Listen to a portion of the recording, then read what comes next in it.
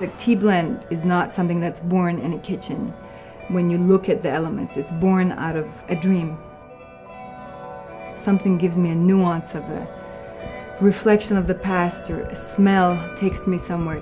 It's a creative thing. I really want to take the tea out of this grandmother's Victorian lacy doily frame mind and bring it into the future.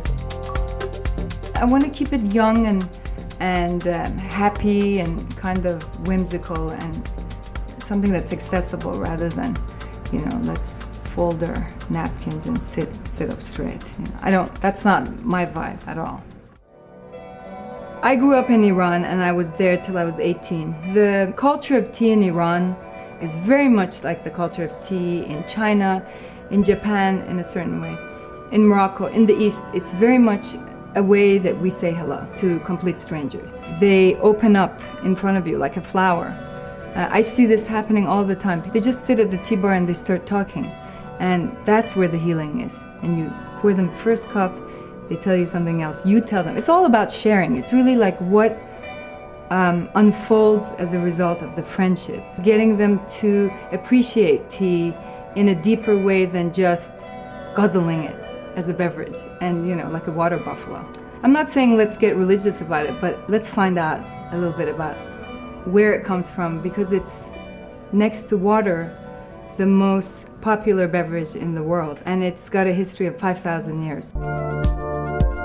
All teas come from one plant, the Camellia sinensis.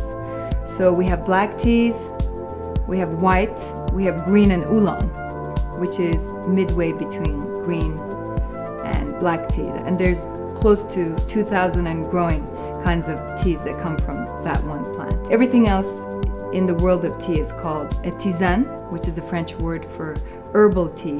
When I'm making tea blends that are involving actual teas, there's one of those teas.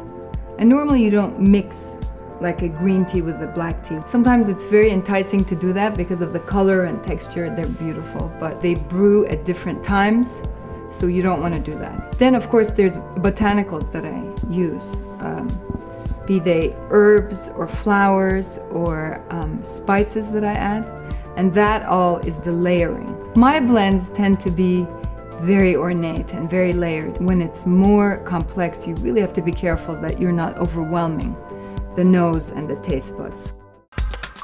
I'm working from the inside out to create an oasis of beauty from nothingness, or from chaos creating peace. Pulling 3, 4, 5, 6 things out and making a choice.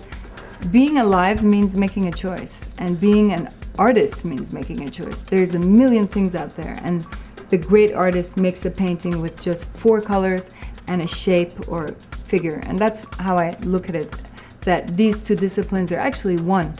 It's just I'm using a different, you know, medium.